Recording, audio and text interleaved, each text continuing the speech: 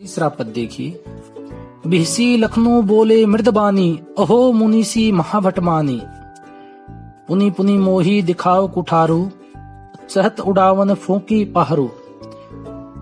अब लक्ष्मण जी मुस्कुराते हैं और हंसकर कहते हैं, हे मुनिवर, मैंने मान लिया बहुत बड़े योद्धा हैं, जो बार बार मुझे कुल्हाड़ा दिखाते हैं। ऐसा लगता है जैसे अपनी फूंक से पहाड़ को उड़ाना चाहते हैं। यहाँ कुंभड़बतिया को नाही, जे तर्जनी देखे मरी जाही।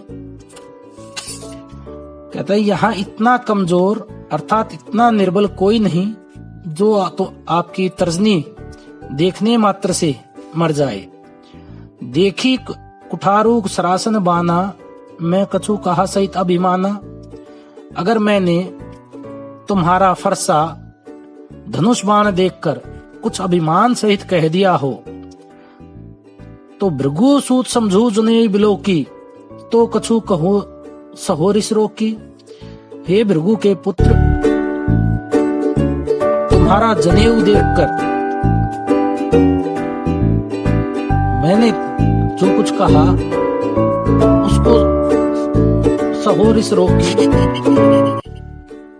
मैं क्रोध रोक कर सह लेता हूँ। सुर नहीं तो सुनो, सुर महेशुर हरिजन अरुगाई, हमरे कुल इन पर न सुराई। बधे पापू अपकीर्ति हारे, मारतहु पापरिय तुम्हारे। नहीं तो सुनो, देवता ब्राह्मण हरि भक्त और गाय, इनके ऊपर हमारे कुल में वीरता नहीं दिखाई जाती, क्योंकि इनसे हारने पर पाप लगता है।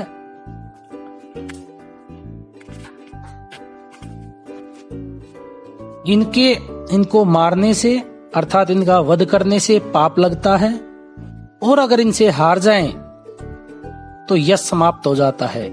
इसलिए तुम मारोगे भी तो मैं केवल तुम्हारे पैर ही पकड़ूंगा। कोटि कुलसु संबचनु तुम्हारा, व्यर्थ धरु धनुबान कुठारा। कहता है तुम्हारे एक एक वचन करोड़ों वज्रों के समान है। तुम बेकार में ही धनुष बाण और कुठार को धारण कर किए हुए हो। जो बिलो की अनुचित केहू छमो महामुनि धीर, सुनी सरोस भृगु वंश मनी, बोले गिरा गंभीर। कहते हे महामुनि, मुझे माफ करना। और ये सारी बातें सुनकर भृगु के वंश में मणि के समान चमकने वाले परशुराम जी क्रोध के साथ गंभीर हो जाते हैं और गंभीर वाणी में बोलते हैं। इस पद का शिल्प सौंदर्य इस प्रकार है। अवधी भाषा का सौंदर्य तो प्रत्येक पद में बिखरा हुआ है। चौपाईता जो दोहा छंद का प्रयोग है। मुनीषी महाभटमानी, मुनि बिनु कछु कहा कछु कहू, कोटि क्लुष धरु धनु, सुनी सरोस। इनमें आपका पुनरुक्ति प्रकाश अलंकार आया हुआ है। कोटि क्लुष संबचनु तुम्हारा उपमा अलंकार। अगला पद देखिए। कौशिक स्नहु मंद येहू बालकु, कुटिलु कालवस निज कुल घालकु, भानु वंश राकेश कलंकु, निपट निरंकुशु अब्धु असंकु। परशुराम जी कहते हैं, हे विश्वामित्र सुनो, यह बालक बड़ा कुबुद्धि और कुटिल है। काल के वश में होकर अपने कुल का घातक बन रहा है। यह सूर्य वंश में चंद्रमा में कलंक के समान है। यह बिल्कुल उद्दंड मूर्ख किंतु निडर है। काल कवलु होई छन माही, कहो पुकारी खोरी मोही नाही। अभी क्षण भर में यह काल का ग्रास हो जाएगा। तुम अटकहु जो चहु उबारा, कही प्रतापु बलु रोष हमारा। मैं फिर कह रहा हूं, मुझे कोई दोष नहीं। हे कौशिक, यदि तुम इसे बचाना चाहते हो तो हमारा प्रताप बल और क्रोध को इसको बता दो।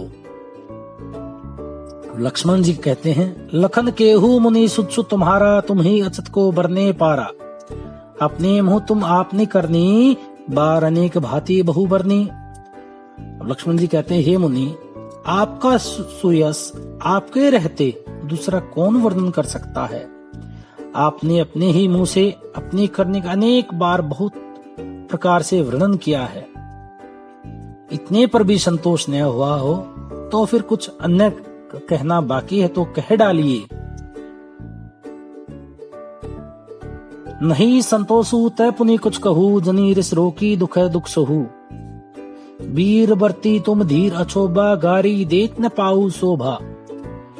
अपने क्रोध को रोककर असह दुख मत सहिए। शूरवीर तो युद्ध में अपनी करनी में विश्वास रखते हैं, अर्थात शूरवीरता कार्य उसे कहकर अपनी वीरता को जताते नहीं हैं। सूर समर करनी करहीं कहीं न जनावी आपू, विद्वान रन पाई रिपु कायर कथई प्रतापू।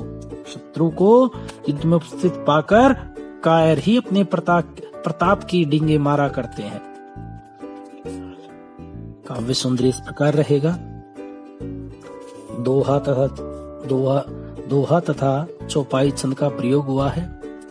कथात्मक तथा संवादात्मक शैलियों का सामंजस्य देखते ही बनता है। कुटिलु काल बस, निपट निरंकुशु, अब्धु असंकु, पुकारी खोरी, मोहू तुम्हें बहु बरनी, कछु कहू, सूर समर आदि में अनुप्रास अलंकार है।